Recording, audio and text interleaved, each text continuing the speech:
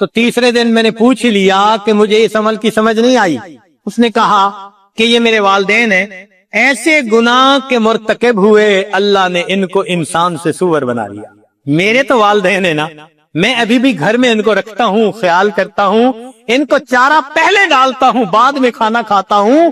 میرے اس عمل کی وجہ سے اللہ نے مستجاب الدعوات بنا دیا. فرمایا ماں باپ مشرک بھی ہو وصاحبہما فی الدنیا معروفا، اس دنیا میں تم ان کے ساتھ اچھی زندگی گزار، اور اگر ماں باپ کلمہ گو اور نیک ہو سبحان اللہ، پھر تو ان کی خدمت کرو اور اپنے اللہ کی رحمتوں کو حاصل کرو. اگلا عمل دوام طہارت باوضو رہنا. حدیث مبارکہ سنیے، شکا بعض الصحابۃ النبی صلی اللہ علیہ وسلم الفاقہ، بعض صحابہ نے نبی علیہ الصلوۃ والسلام سے فاقہ کی شکایت کی. نبی علیہ السلام نے فرمایا دم علی الطہارہ، تم باوضو رہنے کی کوشش کرو، یوسع علیک الرزق، اللہ تمہارے رزق کو وسیع کر دے گا. یہ بھی بہت آسان ہے. ما بعد، اعوذ باللہ من الشیطان الرجیم، بسم اللہ الرحمن الرحیم. ولو بسط اللہ الرزق لعباده لبغوا فی الارض ولکن ينزل بقدر ما یشاء انہ بعباده خبیر بصیر. وقال رسول اللہ صلی اللہ علیہ وسلم ان الرزق لیطلب العبد کما یطلبہ اجلہ. سبحان ربک رب العزت عما یصفون وسلام علی المرسلین والحمد للہ رب العالمین. اللہم صلی علی سیدنا محمد وعلی آل سیدنا محمد وبارک وسلم. اللہم صلی علی سیدنا محمد وعلی آل سیدنا محمد وبارک وسلم. اللہم صلی علی سیدنا محمد وعلی آل سیدنا محمد وبارک وسلم. آج کے مادی دور میں انسان نے روٹی اور رزق کو زندگی کا نصب العین بنا لیا ہے. روٹی کو اتنی اہمیت کبھی بھی حاصل نہیں تھی جتنی اہمیت کے آج حاصل.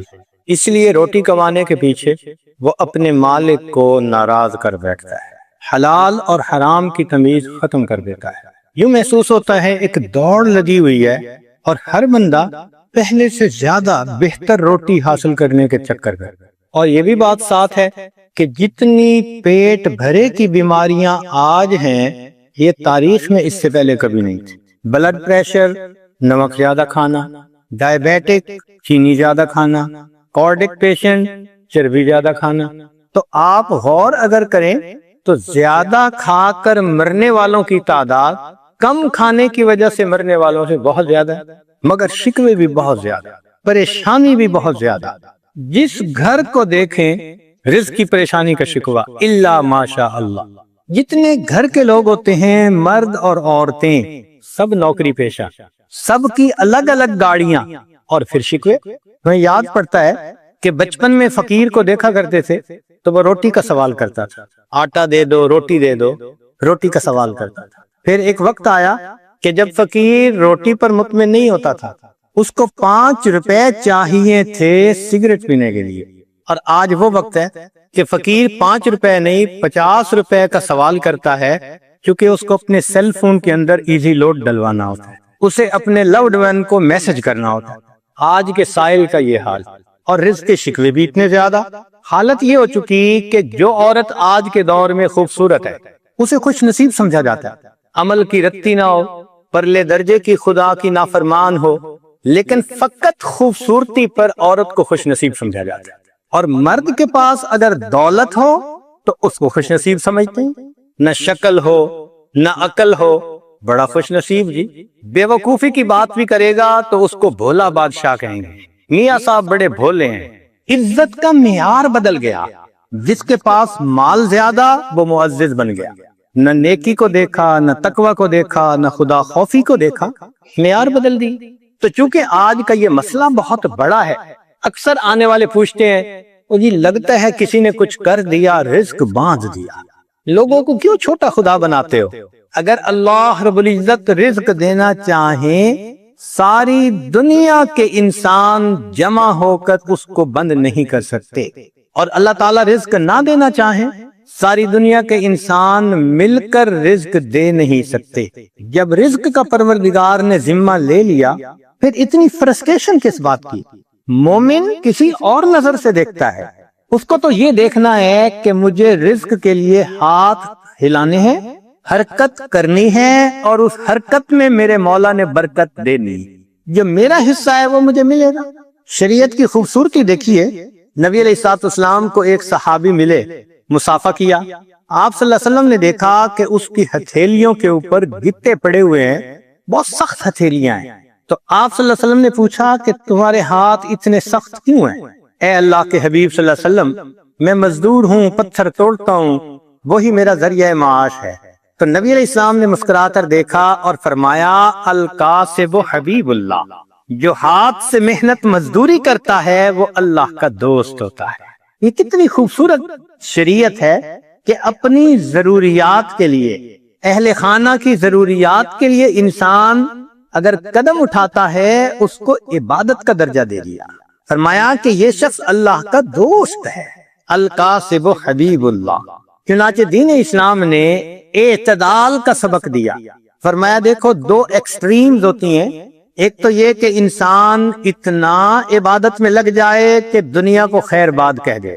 فرمایا یہ رہبانیت ہے اور منع ہے، لا رہبانیت فی الاسلام. اور دوسرا، انسان اتنا دنیا کے پیچھے لگ جائے کہ روٹی، کپڑا اور مکان اس کو زندگی کا مقصد ہی بنا لے. فرمایا یہ اباہیت ہے اور یہ بھی منع ہے. اعتدال کا راستہ اپناؤ، ضروریات پوری کرنے کے لیے کام کاج کرو. چنانچہ شقیق بلخی رحمت اللہ علیہ اپنی روزی کے لیے کسی دوسرے شہر کا سفر کرنا چاہتے تھے. اپنے دوست احباب سے مل کر وہ چلے. کچھ دنوں بعد واپس اپنے شہر میں. ابراہیم ادم رحمت اللہ علیہ نے پوچھا شقیق کیا ہوا؟ کہنے لگے میں راستے میں تھا، ایک معذور چڑیا کو دیکھا، زخمی چڑیا کو جو اڑ نہیں سکتی تھی. ایک صحت مند چڑیا اس کے پاس آئی اور اس کے منہ میں دانا تھا، اس نے آ کے اس کے آگے ڈالا اور معذور چڑیا نے کھا لیا. تو میں نے دل میں سوچا کہ جو پروردگار معذور چڑیا کو رزق دے سکتا ہے وہ مجھے بھی دے گا. تو میں وہاں سے واپس آ گیا. ابراہیم ادم رحمت اللہ علیہ نے فرمایا کہ دیکھو معذور کا وتیرہ نہ اپناؤ، طاقتور بن کر محنت کرو، کماؤ، خود بھی کھاؤ، اللہ کے بندوں کو بھی کھلاؤ. تو شریعت یہ بھی نہیں کہتی کہ معذور بن کے بیٹھے رہو، پڑے رہو. جوان العمر انسان ہو اور دن کے 2 بجے تک اس کی نیند ہی پوری نہ ہوتی ہو. شریعت نے کہا فریضۃ بعد الفرائض، حلال رزق کو کمانا یہ بھی فریضہ ہے. ساتھ یہ بھی کہہ دیا کہ اتنا بھی نہ اس میں لگ جانا کہ نمازیں ہی قضا کر بیٹھو. تم کہو مجھے نماز کی فرصت ہی نہیں. تو یہ دین اسلام کی خوبصورتی ہے، اعتدال کا راستہ دیا. یہ ذہن میں رکھیے گا کہ پیٹ کا مسئلہ زندگی تک کا ہی نہیں، قبر کے بعد کا بھی ہے. پیٹ کا مسئلہ زندگی تک محدود نہیں، زندگی کے بعد بھی پیٹ کا مسئلہ ہوگا. اگر نافرمانی کر کے دنیا میں رہے، جو بندہ جہنم میں پہنچا تو وہاں کیا کھانے کو ملے گا؟ زقوم. کیا پینے کو ملے گا؟ غسلین. تو کھانے پینے کی ضرورت تو وہاں بھی. تو دنیا کی مختصر زندگی کو نافرمانی میں گزار کر اپنے لیے آخرت کے عذاب کو واجب کر لینا یہ کہاں کی عقل مندی. تو رزق کے معاملے میں انسان حرام اور حلال کا خیال رکھے.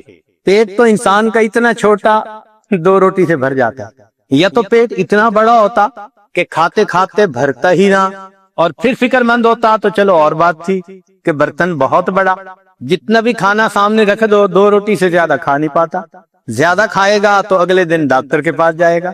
جانوروں کے پیٹ تو بہت بڑے، ہاتھی کو دیکھو ٹنوں کے حساب سے سبزہ کھاتا ہے. ہپو، دریائی گھوڑا، اس کو کبھی دیکھو تو اکثر مجھے تو یوں محسوس ہوتا ہے کہ یہ سارا پیٹ ہے جس کو اللہ نے ٹانگیں لگا دی ہیں. جب دیکھو کھاتا نظر آئے گا. بلو ویل ایک مچھلی ہے، اس کا وزن ہر دن میں 200 پاؤنڈ سے زیادہ بڑھتا ہے. بندے کا تو وزن ہی 200 پاؤنڈ نہیں ہوتا.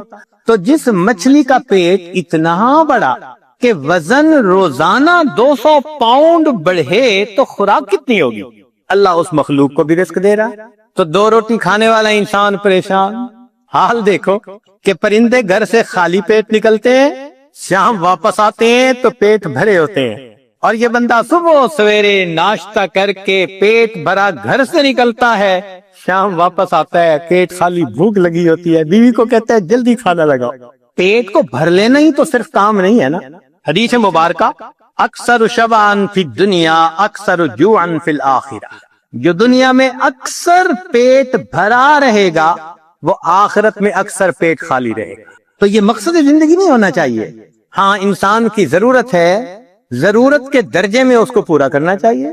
علماء نے عجیب بات لکھی کہ پیٹ بھر کر کھانے کی جس کو عادت ہو اس کی نصیحت کا دوسروں پہ اثر نہیں ہوتا، اور خود اس کے اوپر دوسرے بندے کی نصیحت کا اثر نہیں ہوتا۔ فتاوی ہندیہ میں یہ بات لکھی۔ اس بات کی طرف بھی ذرا غور کریں کہ کہیں ایسا تو نہیں ہمارے سیاہ کارناموں نے ہمارے رزق کے دروازوں کو بند کروا دیا ہو؟ کیوں چھوٹی چھوٹی اس بات پہ کسی نے جادو کر دیا، کوئی جنات کا اثر، کوئی فلاں اثر، خام مخواہ عاملوں کے پیچھے بھاگتے پھرتے ہیں ایمان خراب کر۔ اگر کمرے میں اندھیرا ہو تو انسان سوچتا ہے کہ کھڑکیاں دروازے بند ہیں، یہ نہیں کبھی سوچتا کہ کسی نے کوئی عمل کر دیا کمرے میں اندھیرا ہو گیا۔ ایک کھڑکی کھولتا ہے، ادھر سے روشنی نہیں آ رہی، دوسری کھڑکی کھولتا ہے، تازہ ہوا نہیں آ رہی، دروازہ کھول دیتا ہے۔ ہم بھی سوچیں کہ ہمارے اوپر اگر یہ معاملہ ہے تو ان دروازوں کو کس چیز نے بند کیا، اور اب ان دروازوں کو ہم کیسے کھول سکتے ہیں؟ نقطے کی بات، تدبیر پیالہ ہے اور اللہ ہی دینے والا ہے۔ تدبیر پیالہ ہے اور اللہ ہی دینے والا، تو جب پروردگار دینے والا ہے تو پرواہ کس بات کی؟ اس لیے اللہ رب العزت نے مال کو خیر کہا، انہ لحب الخیر لشدید، مال کو قیامہ کہا۔ قرآن مجید میں دو چیزوں کو قیامہ فرمایا، ایک بیت اللہ کو، جعل اللہ الکعبۃ البیت الحرام قیاما للناس، اس لیے کہ بیت اللہ انسان کی روحانی زندگی کے قیام کا سبب، اور مال کو قیامہ کہا، وَلَا تُؤْتُوا السُّفَهَاءَ أَمْوَالَكُمُ الَّتِي جَعَلَ اللَّهُ لَكُمْ قِيَامًا، یہ انسان کی جسمانی زندگی کے قیام کا سبب۔ اور آج کے دور میں مال انسان کے ایمان کے لیے ڈھال ہے۔ آج کے دور میں مال انسان کے ایمان کے لیے ڈھال ہے، ورنہ جس کے پاس مال نہیں وہ تو لوگوں کی جیب کا رومال ہے، جیب کا رومال ناک صاف کی پھینک دیا۔ غریب آدمی کا آج یہی حال، لوگ مطلب نکالتے ہیں ایک طرف، حیثیت ہی نہیں معاشرے میں۔ رزق کے معاملے میں دو باتیں اہم ہیں، ایک تو یہ کہ رزق بھی انسان کو تلاش کرتا ہے، موت بھی انسان کو تلاش کرتی ہے، مگر رزق موت سے زیادہ تیز رفتار ہے، موت سے پہلے بندے تک پہنچتا ہے۔ اور دوسری اہم بات کہ سود کا کام کرنے سے انسان اللہ کا دشمن بنتا ہے، اللہ سے جنگ کرتا ہے۔ جو چٹان سے سر مارے گا سر ہی پھوڑے گا، جو اللہ سے جنگ کرے گا اپنی تباہی کا خود ذمہ دار۔ ظاہر آنکھ کیوں دیکھتی ہے؟ بینک سے قرضہ لے لو، بزنس اچھا چلے گا۔ ان بینک کے قرضوں کے پیچھے ہم نے ہزاروں کو بینک رپٹ ہوتے ہوئے دیکھا ہے۔ تو سود کی وجہ سے مال کی برکت ختم اور زکوٰۃ کے ادا کرنے سے مال کی برکت شروع۔ جس بندے نے زکوٰۃ نکالنی شروع کر دی اس کے مال میں اللہ نے برکت ڈالنے شروع کر دی۔ اور برکت کس کو کہتے ہیں؟ کہ وہ رزق انسان کے لیے کافی وافی شافی ہو جاتا ہے، غیروں کے سامنے ہاتھ نہیں پھیلانے پڑتے، جتنا ہوتا ہے انسان پرسکون زندگی گزارتا ہے۔ آج کے دور کا سب سے بڑا فتنہ یہی، یا لیت لنا مثل ما اوتی قارون، اے کاش میں بھی وہ ملتا جو قارون کو ملا تھا۔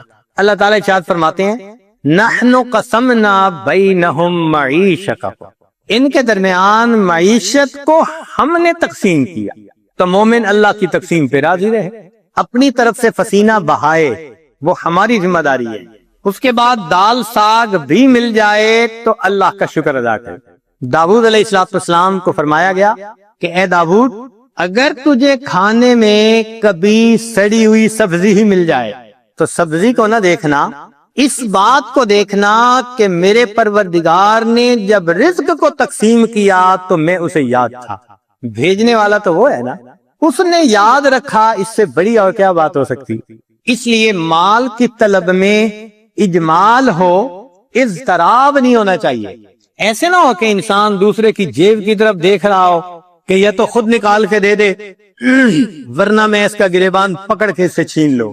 اللہ پہ توکل کریں گے تو اللہ تعالیٰ اتنا دیں گے کہ آپ بس کریں گے۔ چنانچہ مال سے ہر کام دنیا کا نہیں سنورتا۔ آج جتنے مال والے زیادہ اتنے پریشان زیادہ، اتنے بیمار بھی زیادہ۔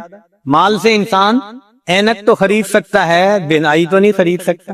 مال سے انسان اچھی غذا تو خرید سکتا ہے، اچھی صحت کو تو نہیں خرید سکتا۔ مال سے انسان اچھے کپڑوں کو تو خرید سکتا ہے، خوبصورتی کو تو نہیں خرید سکتا۔ مال سے انسان دوائیاں تو خرید سکتا ہے، صحت کو تو نہیں خرید سکتا۔ اور مال سے انسان جسم کو تو خرید سکتا ہے، کسی کے دل کی محبت کو تو نہیں خرید سکتا۔ کتاب کو تو خرید سکتا ہے، علم کو تو نہیں خرید سکتا۔ تو دنیا میں بھی مال سے ہر کام نہیں ہوتا، اس لیے جتنا اس کا مقام ہے اس کو وہیں پہ رکھا جائے۔ اللہ تعالیٰ ارشاد فرماتے ہیں وَمَا خَلَقْتُ الْجِنَّ وَالْإِنسَ إِلَّا لِيَعْبُدُونِ، کہ انسانوں اور جنوں کو عبادت کے لیے پیدا کیا۔ مَا أُرِيدُ مِنْهُمْ مِنْ رِزْقٍ وَمَا أُرِيدُ أَنْ يُطْعِمُونِ، ان سے روزی کموانا تو نہیں چاہتے۔ ہم نہیں چاہتے کہ گدھے کی طرح صبح سے لے کے شام تک جتا رہے اور نمازوں کی ہوش ہی نہ ہو۔ مقصد کو مقدم کرنا چاہیے۔ اللہ رب العزت رزق پہنچا کر رہتے ہیں۔ چنانچہ باجید بستامی رحمت اللہ علیہ سے کسی نے کہا کہ حضرت کیا کریں، رزق کی بڑی پریشانی ہے۔ تو فرمایا کہ تم اپنے گھر جاؤ اور تمہیں اپنے گھر میں جو بندہ ایسا نظر آئے کہ اس کا رزق تمہارے ذمے، بازو پکڑ کے گھر سے نکال دو، اور جس کا رزق خدا کے ذمے تو تمہیں کیا پرواہ۔ باجید بستامی رحمت اللہ علیہ فرماتے تھے اگر اللہ تعالیٰ ساری مخلوق کو میری عیال بنا دے اور ساری زمین کو تانبے کی بنا دے اور آسمان سے ایک قطرہ بھی بارش کا نہ ٹپکے، مجھے اتنے عیال کی روزی کی پریشانی نہیں، میرا مولا روزی پہنچا دے۔ ایسا یقین تھا ہمارے بزرگوں کو اللہ رب العزت کی ذات۔ چنانچہ باجید بستامی رحمۃ اللہ نے کسی کے پیچھے نماز پڑھی، امام صاحب نے تعارف کیا تو پوچھا من این تاکل، بھئی آپ کا ذریعہ معاش کیا ہے، کہاں سے روٹی کھاتے ہیں؟ تو باجید بستامی رحمۃ اللہ نے جواب دیا اصبر، صبر کرو، حتی اعید الصلاۃ التی صلیتها خلفک، میں وہ نماز لوٹا لوں جو تیرے پیچھے پڑی ہے، حیث شککت فی رازق المخلوقین، اس لیے کہ تجھے مخلوق کے رزق دینے والے کے اندر شک ہو گیا ہے۔ بنو کا ایک نشئی تھا تو کسی نے کہا کہ آٹا مہنگا ہو گیا، کہنے لگا اپنے لیے قیمت بڑھائی ہے، ہمیں تو روزی اسی نے دینی ہے۔ ایک نشئی کا اللہ پہ توکل دیکھو کہ جی آٹا مہنگا ہو گیا، کہتے اپنے لیے قیمت بڑھائی ہے، ہمیں تو روزی دینی ہے نا۔ اللہ کے پیارے حبیب صلی اللہ علیہ وسلم نے اپنی تعلیمات میں اس رزق کی پریشانی کے بھی اسباب بتلا دیے کہ یہ پریشانی کیسے دور ہو سکتی ہے۔ چنانچہ قرآن و حدیث میں سے 16 ایسے نکتے ہیں جو ہم نے آج جمع کیے، ان کو سمجھ لیں کہ یہ چابیوں کا ایک گچھا ہے، 16 کنجیاں ہیں، ہر کنجی رزق کا دروازہ کھولتی ہے، اور یہ بتانے والا کوئی عام عامل نہیں ہے، یہ سید الاولین والآخرین اللہ کے پیارے حبیب صادق الامین، جس زبان سے ہمیں قرآن ملا اسی زبان سے ہمیں نبی علیہ السلام کا فرمان ملا۔ انہوں نے یہ بات بتائی تو دلوں میں ہم یقین کر کے ان باتوں کو سنیں اور ان اعمال کو اپنائیں اور رزق کے دروازوں کو آنکھوں سے کھلتا دیکھیں۔ رزق کی پہلی کنجی اللہ تعالیٰ ارشاد فرماتے ہیں وَأْمُرْ أَهْلَكَ بِالصَّلَاةِ وَاسْتَبِرْ عَلَيْهَا، اہل خانہ کو نماز کا حکم دیجئے اور اس پر جمے رہیے، صبر کیجئے۔ لا نسألک رزقا، ہم آپ سے رزق نہیں چاہتے، نحن نرزقک، رزق ہم پہنچائیں گے۔ اس آیت مبارکہ میں اللہ رب العزت ایک وعدہ فرما رہے ہیں اور وہ پروردگار وعدے کو نبھانا جانتا ہے۔ تو معلوم ہوا کہ جس گھر کے سب مرد عورتیں اہتمام کے ساتھ نماز پڑھیں، ایک ہوتی ہے گنڈے دار نماز، مرد ہیں تو جماعت نماز کا اہتمام نہیں، عورتیں ہیں تو گھر کے کام مقدم، بس بھاگی دوڑی میں قضا ہوتے ہوتے نماز، ایسی نماز نہیں، اہتمام کے ساتھ نماز۔ تو جس گھر کے سب لوگ اہتمام سے نماز پڑھیں، یہ نہ ہو کہ عورت کھڑی تو مصلی پہ ہو جائے اور ہاتھ باندھ کر کپڑوں کی آپس میں کلر میچنگ کر رہی ہو، مرد مصلی پہ تو کھڑا ہو جائے اور گلی بازار کی سیریں کر رہا ہو، ایسی نماز نہیں۔ نماز پڑھے جیسے نماز دھیان توجہ کے ساتھ پڑھنی چاہیے۔ کوشش تو کرے نا اپنی طرف سے، دھیان جما کر پڑھنے کی کوشش پر اللہ کی طرف سے اجر عطا ہوتا ہے، دنیا میں نتائج پر اجر ملتا ہے کہ یہ اچیو کر کے دکھاؤ تب تمہیں یہ ملے گا۔ اللہ فرماتے ہیں کوشش کر کے دکھاؤ۔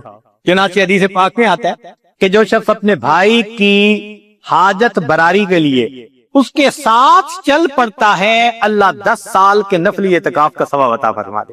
یہ تو نہیں کہا کہ کام کرواؤ بھائی کا، نہیں، یہ اس اللہ رب العزت کی رحمتوں کی انتہا ہے۔ فرمایا کہ منزل تک پہنچنا تو تمہارے بس میں نہیں ہے نا، تو مقدر کا معاملہ، ہم تو یہ دیکھیں گے قدم کون اٹھاتا ہے، چلتا کون ہے۔ تو نماز صحیح اہتمام کے ساتھ پڑھنے کی کوشش کریں، برکتوں کے دروازوں کو کھلتا دیکھیں۔ میرے مالک نے فرما دیا نحن نرزقک، ہم رزق دیتے ہیں۔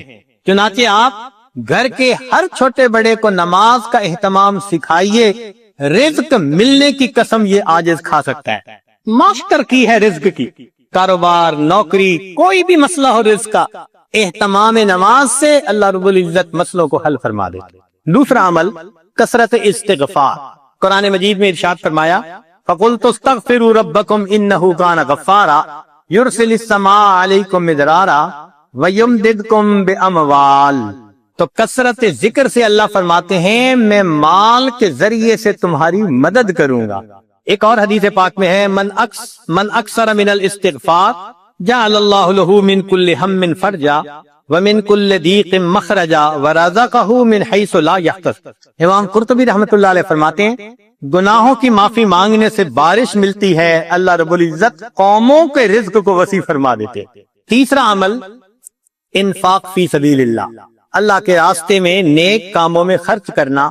چنانچہ اللہ رب العزت ارشاد فرماتے ہیں وما انفقتم من شیء فهو يخلفه، تم اللہ کی راہ میں جو خرچ کرو گے اس کا بدلہ مل کر رہے گا، ریٹرن مل کر رہتا ہے۔ یہ نہیں ہو سکتا کہ اللہ کے راستے میں خرچ کرو اور ملے نہ اس کے بدلے۔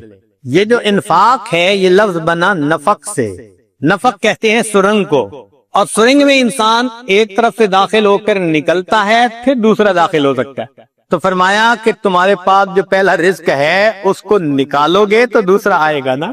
وَمَا تُنْفِقُوا مِنْ خَيْرٍ يُوَفَّ إِلَيْكُمْ، فرمایا انفق ينفق علیک، تم خرچ کرو اللہ تم پر خرچ کرے گا۔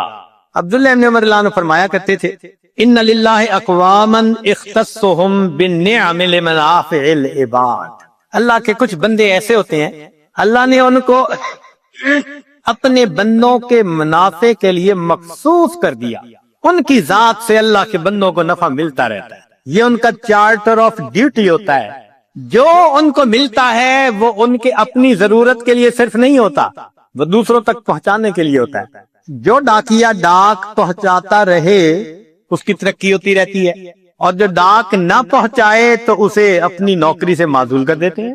چنانچہ کتنے لوگوں کو آپ نے دیکھا ہوگا کہ بڑا اچھا کام چلا، کاروبار چلا، پھر یکدم ٹھپ۔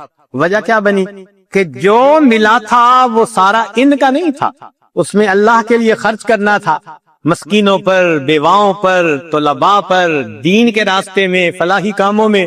یہ خزانے کے سانپ بن کر بیٹھ گئے۔ بینک بیلنس چیک کرتے ہیں آج اتنے ملین اور آج اتنے ملین، اوپر سے ڈاکانی بند ہو گئی۔ کہتے ہیں جی ایک وقت تھا مٹی کو ہاتھ لگاتے تھے سونا بنتی تھی، حضرت صاحب آج تو سونے کو ہاتھ لگائے مٹی بنتا ہے۔ کسی نے کچھ کر دیا ہے؟ جی بالکل آپ نے خود ہی تو کیا ہے۔ آپ کی تو بہترین نوکری لگی تھی کہ اللہ کے بندوں کو ان کا حصہ پہنچاؤ۔ کتنا پہنچانا تھا؟ پورے مال میں سے 2.5%، زکوٰۃ پورے مال میں سے 2.5%۔ سبحان اللہ۔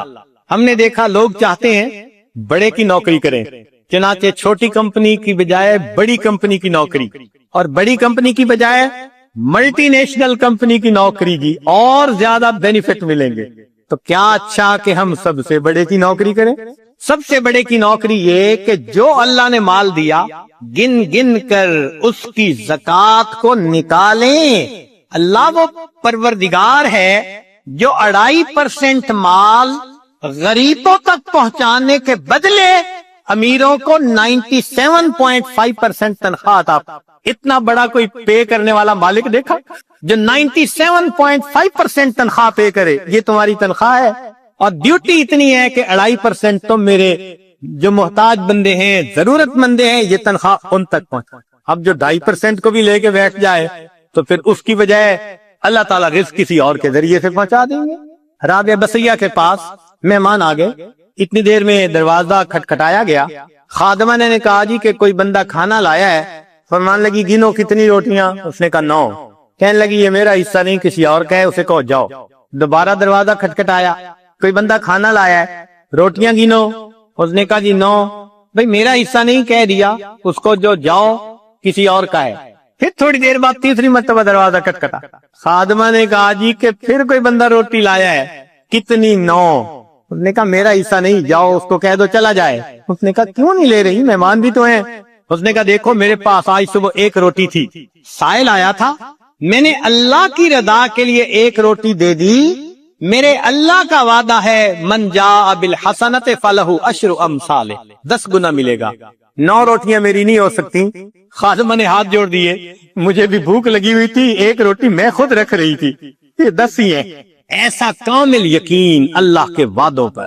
حبیب اجمی رحمت اللہ علیہ، بیوی نے آٹا گوندا، پھر تنور جلانے کے لیے لکڑیاں کاٹنے گئی، پیچھے سے سائل آ گیا۔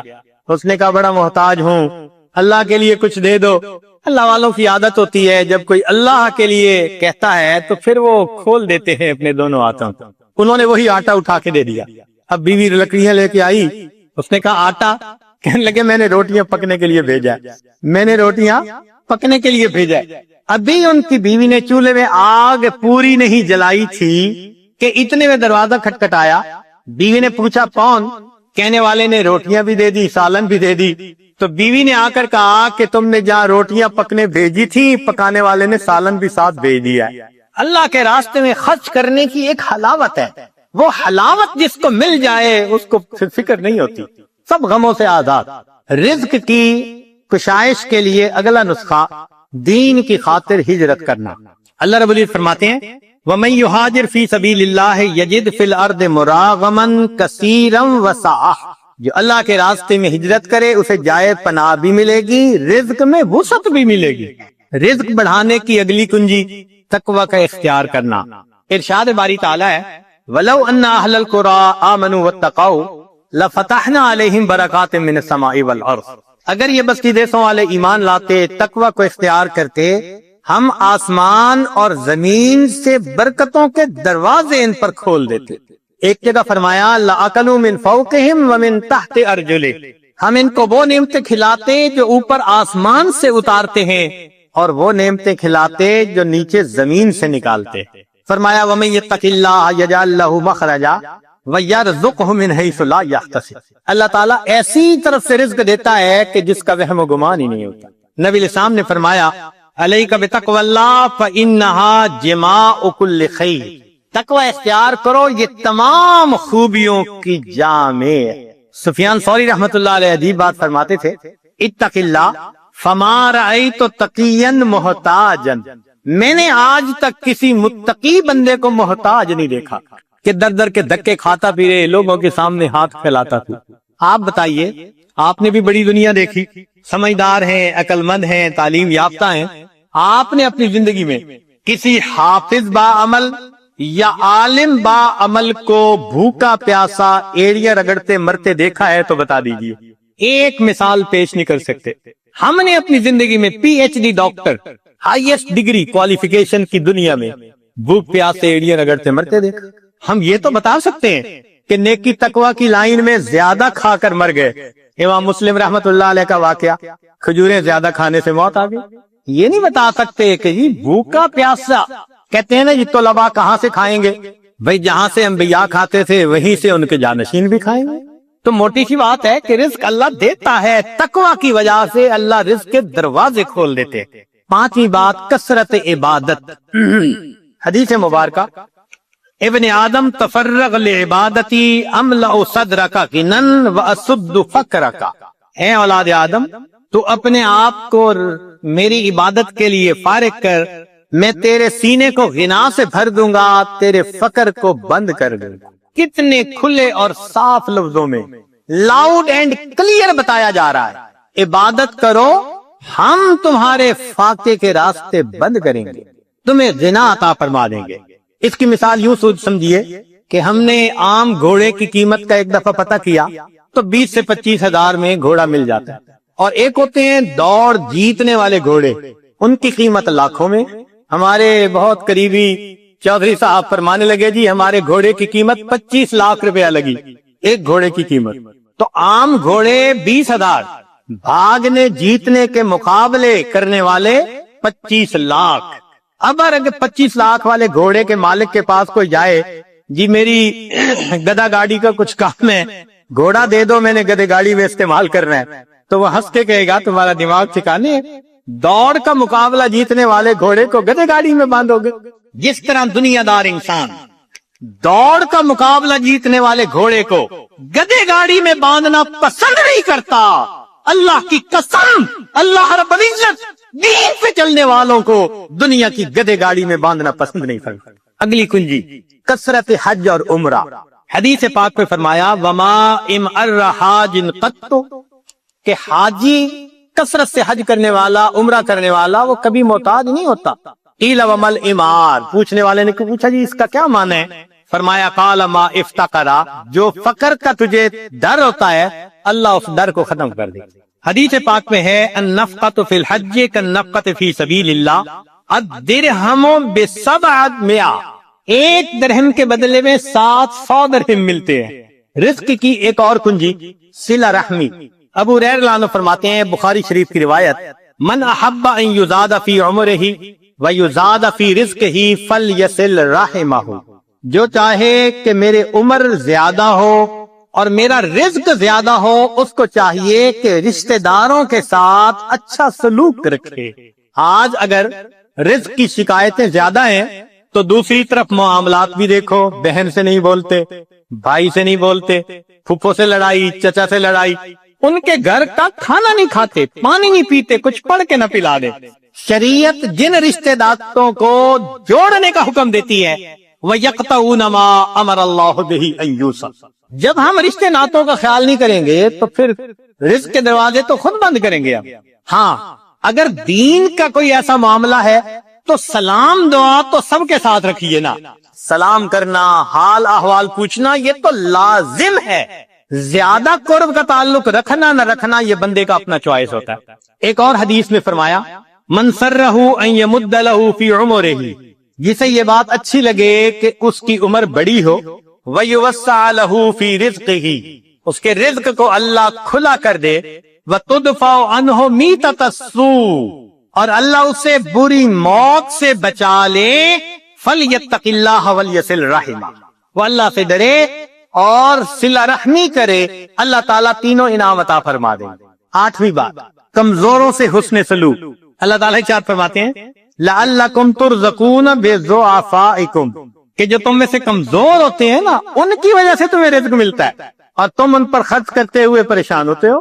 سچی بات تو یہ ہے کہ رب کریم نے ارشاد فرما دیا وَلَوْ يُؤَاخِذُ اللَّهُ النَّاسَ بِمَا كَسَبُوا، اگر اللہ تعالیٰ عملوں کے اوپر پکڑ فرماتا ما ترک علی ظہرہا من دابہ، زمین کے اوپر کوئی جاندار نہ باقی بچتا۔ ہمیں جو مل رہا ہے وہ کون سا ہمارے اپنے اعمال کی وجہ سے؟ کیا پتا فقیر کی دعا لگ گئی ہو، کمزور کی دعا لگ گئی ہو، ہم نے کسی کو مورل سپورٹ دی اس کی دعا لگ گئی، کسی کے غم میں اس کا ساتھ دیا اس کی دعا لگ گئی۔ خوبصورتی دیکھیے دین اسلام کی۔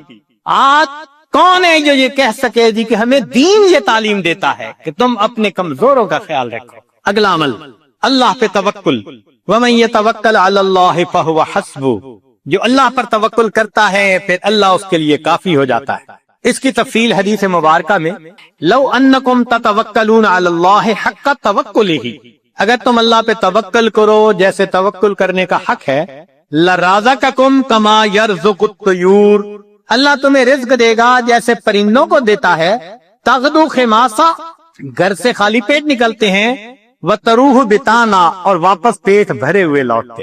اگلا عمل اللہ کی نعمتوں کا شکر ادا کرنا۔ چنانچہ فرمایا لا یرزق اللہ عبدا الشکر فیحرمہ الزیادہ لأن اللہ یقول لئن شکرتم لأزیدنکم، جس بندے کو شکر کی توفیق مل جائے اس کا رزق کم نہیں ہوتا، چونکہ اللہ کا وعدہ ہے کہ جو شکر ادا کرتا ہے میں اس کے رزق کو، اس کے نعمتوں کو اور زیادہ کر دیتا۔ عمر بن عبدالعزیز رحمۃ اللہ علیہ کا ایک خوبصورت قول ہے، قیدوا نعم اللہ بالشکر للہ، اللہ کی نعمتوں کو شکر ادا کر قید کر لو۔ جس نے اللہ کی نعمت کا شکر ادا کیا اس نے نعمت کو قید کر لیا، اس کے پاس ہی رہے گی۔ ابن عطا اسکندری رحمۃ اللہ علیہ، ان کے حکم بہت معروف ہیں، ہمارے بزرگ علماء رمضان المبارک میں اس کی مستقل مجالس کیا کرتے تھے۔ ان کے حکم کو پڑھے تو یوں لگتا ہے کہ اللہ نے اس امت میں بھی لقمان علیہ السلام کا ایک نمونہ پیدا کر دیا۔ کیا عجیب باتیں کہی ہیں۔ تو شکر کے بارے میں ان کا ایک قول ملفوظ، جنہیں عربی کا تھوڑا سا بھی ذوق ہوگا نا وہ تو سن اور پڑھ کے وجد آتا۔ یہ جامعہ الازہر کے استاد بھی رہے، اور اس جامعہ کو جو پوری دنیا کے اندر ایک مقام ملا وہ ایسے ہی متقی باخدا بزرگوں کی وجہ سے۔ فرماتے ہیں من لم یشکر النعم فقد تعرض لزوالها، جو نعمت کا شکر ادا نہیں کرتا وہ اپنی نعمتوں کو چھین جانے کے لیے پیش کر دیتا ہے، اللہ مجھ سے یہ چھین لو۔ من لم یشکر النعم فقد تعرض لزوالها ومن شکرها فقد قید بعقالها، اور جو شکر ادا کرتا ہے وہ ان نعمتوں کو نکیل ڈال کے اپنے پاس قابو کر لیتا ہے۔ تو شکر ادا کر کے اللہ کی نعمتوں کو نکیل ڈال لیجیے۔ پھر فرمایا گھر انسان جائے تو اپنے اہل خانہ کو سلام کرے۔ اب بتائیے یہ کتنا چھوٹا سا عمل ہے۔ حدیث پاک میں نبی علیہ السلام نے فرمایا ثلاثۃ کلہم ضامن علی اللہ، تین ہیں جن کی ضمانت اللہ نے لی، ان عاش رزق وکفا، اگر وہ زندہ رہے گا اللہ رزق دے گا جو اس کے لیے کافی ہوگا۔ ان تین میں سے ایک بندہ رجل داخل بیتہ بسلام، جو اپنے گھر میں داخل ہو اپنے اہل خانہ کو سلام کرے۔ یہ کتنا چھوٹا سا عمل ہے۔ اب بتائیے کہ اس عمل پر رزق کا دروازہ کھلنے کے بعد اور ہوتا کیا ہے، دفتر میں بڑے مزے سے دوستوں میں کھل کھلا کے ہنس رہے ہیں، گھر میں قدم رکھا اور پارا ہائی۔ خود کہتے ہیں حضرت پتہ نہیں کیا ہوتا ہے، گھر آتا ہوں پارا چڑھ جاتا ہے۔ یہ آگ شیطانیت ہے، تو شیطان تمہارے اوپر سوار ہو جاتا ہے، اس کو گدھا ملا ہوا ہے، لہذا گھر میں داخل ہونے سے پہلے وہ گدھے پہ چھلانگ مار کے بیٹھ جاتا ہے۔ نبی علیہ الصلوۃ والسلام کا عمل، سیدہ صدیقہ لانا فرماتی ہے کہ اللہ کے پیارے حبیب صلی اللہ علیہ وسلم جب بھی گھر میں داخل ہوتے مسکراتے چہرے کے ساتھ آتے تھے، اہل خانہ کو سلام کیا کر۔ اتنے سے عمل پہ رزق کی پریشانی ختم۔ اللہ اکبر کبیرہ۔ اور یہی معاملہ بیوی کے بارے میں کہ جیسے خاوند باہر سے آ کے سلام کرے تو بیوی بھی شگفتہ چہرے سے اس کا جواب دے۔ پھر اگلا عمل والدین کی فرما برداری۔ حدیث مبارکہ میں ہے کہ 5 چیزوں سے رزق زیادہ ہوتا ہے، صدقہ پر مداومت، صلہ رحمی، جہاد، ہمیشہ باوضو رہنا، والدین کی فرما برداری کرنا۔ ہاں اگر والدین دین سے روکتے ہیں تو وہ خود اپنے مقام سے گر جاتے ہیں۔ لا طاعت لمخلوق فی معصیت الخالق، مگر اس کا یہ مطلب نہیں کہ ان سے بدتمیزی کی جائے، مس بیہیو کیا جائے، نہ۔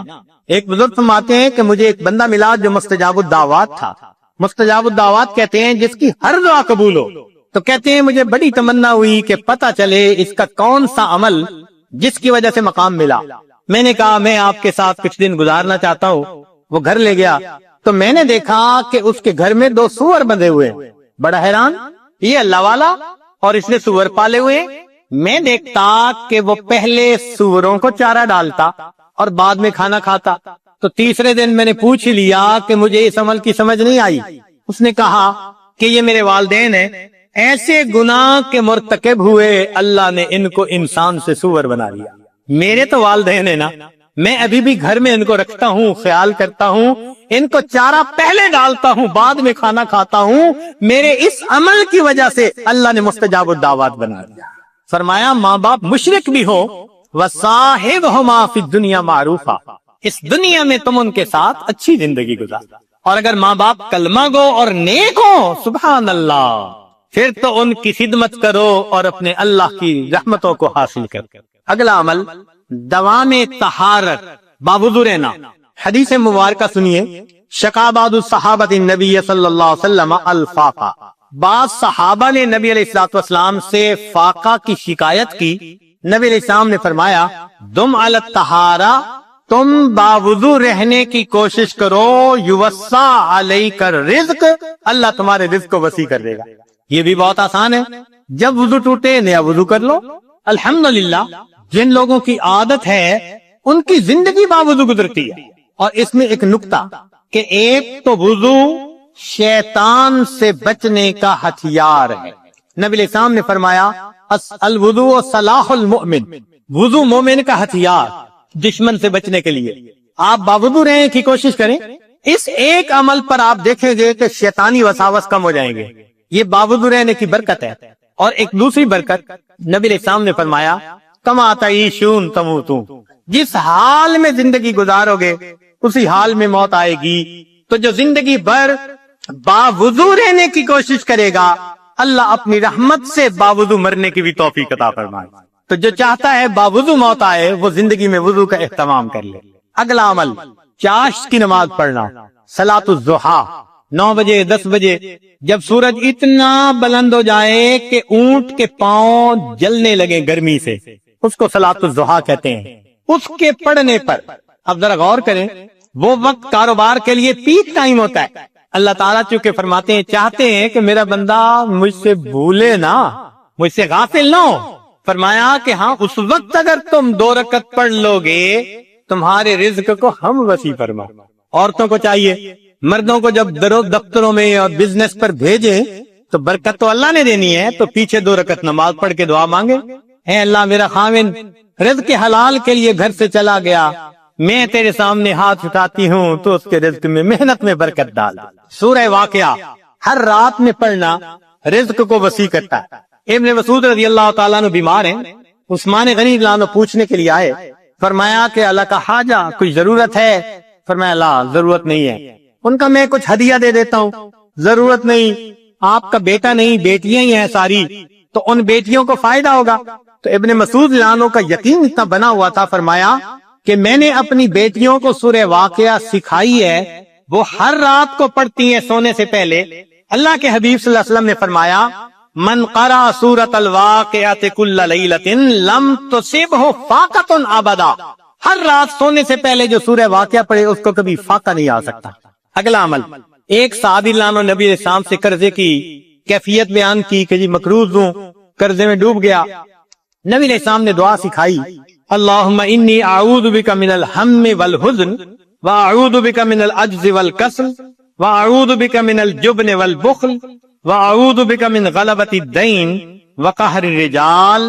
وہ صحابی کہتے ہیں قال فقلت ذالک فذهب اللہ ہمی وقضاء دینی، میں نے اس دعا کو پڑھا، اللہ نے میری پریشانیوں کو بھی دور کر دیا، میرے قرضوں کو بھی اتروا دیا۔ اس دعا کو یاد کر کے ہر نماز میں پڑھنے کا معمول بنا لیجئے۔ سیدنا حسن رضی اللہ عنہ فرماتے تھے کہ میرے اوپر مالی تنگی آ گئی اور اسی فکر کی حالت میں میری آنکھ لگ گئی، تو مجھے اپنے نانا جان کی زیارت ہوئی خواب میں۔ نبی علیہ السلام نے فرمایا کیوں پریشان ہوتے ہو، یہ دعا پڑھ لیا کرو، بسم اللہ علی نفسی و مالی و دینی اللہم ارزنی بقضائک وبارک لی فیما قدر لی حتی لا احب تعجیل ما اخرت ولا تاخیر ما عجلت۔ فرماتے ہیں کہ اس دعا کو پڑھنے کے بعد مجھے اپنی بعد کی زندگی میں کبھی مالی پریشانی نہیں آئی۔ تو یہ آسان باتیں ہیں جن پر ہم عمل کر سکتے ہیں۔ تعویذوں کے پیچھے بھاگتے پھرنا یا عاملوں سے نسخے ٹوٹ کے پوچھتے پھرنا کیا ضرورت ہے اس کی؟ اللہ کے حبیب صلی اللہ علیہ وسلم اپنی امت کو بے سہارا چھوڑ کر نہیں گئے، جس کی ضرورت تھی وہ سب کچھ بتلا دیا۔ کرنا ہمارے ذمہ ہے، ہم ان اعمال کو کریں، اور کچھ ایسے اعمال ہیں جن سے رزق بند ہوتا ہے، ان سے بچیں۔ اس وقت میں ان کی تفصیل تو نہیں ہو سکتی، تاہم وہ اعمال پڑھ کے بتا دیے جاتے ہیں۔ حدیث مبارکہ میں ان اعمال کا تذکرہ کہ ان سے رزق بندتا ہے۔ پہلی بات، کھڑے ہو کر جوتے پہن کر ننگے سر کھانا کھانا، کھڑے ہو کر اور جوتے پہن کر ننگے سر کھانا کھانا، بیت الخلاء میں ننگے سر جانا یا بیت الخلاء میں بات کرنا، مہمان کو بوجھ سمجھنا، ہاتھ دھوئے بغیر یا بسم اللہ یعنی دعا پڑے بغیر کھانا کھانا، آپ غور کیجئے ان میں سے اکثر وہ عمل ہوں گے جو ہم کرتے ہیں، تو پھر رزق کے دروازے تو ہم نہیں بند کیے نا۔ کھانے کے برتن کو بعد میں صاف نہ کرنا، مسجد کے اندر دنیا کی باتیں کرنا، فقیر کو جھڑک دینا، مغرب کے بعد بلا عذر سو جانا، نماز قضا کر دینا، جھوٹ بولنا۔ اب یہ ایک ایسا عمل ہے جو آج بہت کثرت سے پھیل گیا، اور شیطان بدبخت نے جھوٹ کی نفرت کو کم کرنے کے لیے اس کا نام بدل دیا، اور جی میں نے بہانہ بنا لیا، کیونکہ جھوٹ سے تو نفرت آتی ہے نا دل میں، بہانے سے نفرت نہیں آتی۔ غیبت کا نام دف شپ رکھ دیا۔ اگلا عمل، گانے بجانے میں دل لگانا۔ آج گاڑیوں کے اندر گانوں کی سیڑیاں، گھروں کے اندر ٹی وی ریڈیو کے اوپر گانوں کی بھرمات، تو رزق کے دروازے تو خود بند کر لیے۔ پھر اگلی بات، اولاد کو برا بھلا کہنا، یہ بھی اکثر عورتوں میں عادت ہوتی ہے، ذرا غصہ آیا اور اس وقت اپنی اولاد کو گالیاں دینے لگ گئی۔ بلکہ آج تو وتیرہ یہ لوگوں نے بنا لیا، اولاد کو دین سے ہٹانے کے لیے گالیاں دیتی ہے کہ گالیوں سے ڈر کے یہ دین کو چھوڑ دے۔ قرآن مجید کو بے وضو چھونا، بے وضو ہاتھ لگانا، اور 15 عمل، نامحرم کو دیکھنا۔ اب سوچ لیجئے کہ یہ گناہ کتنا عام ہے، اور رزق کے بند ہونے کے شکوے بھی عام ہیں، تو پتہ چلتا ہے نا کہ کن وجوہات سے رزق بند ہے۔ اور آخری بات، اہل و عیال سے لڑتے رہنا، یہ بھی ہر گھر کی سٹوری۔ آج تو نیک ہوں یا بد، یہ تو میں تو اکثر گھروں کی بات، تو میاں بیوی کی بنتی نہیں، اور اوپر سے رزق کے شکوے اللہ سے۔ بھئی آپس میں محبت و پیار سے رہیے، پھر دیکھیے اللہ رب العزت کس طرح مدد فرماتے ہیں۔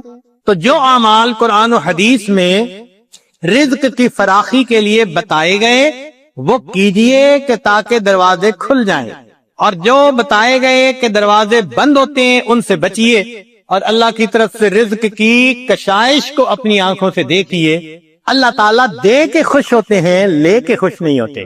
اللہ تعالیٰ ہمیں بات کی سمجھ عطا فرمائے، اور اس دنیا میں اللہ تعالیٰ ہمیں نیکوکاری کو مقصد زندگی بنا کر جینے کی توفیق عطا فرمائے۔ وآخر دعوانا ان الحمد للہ رب العالمین۔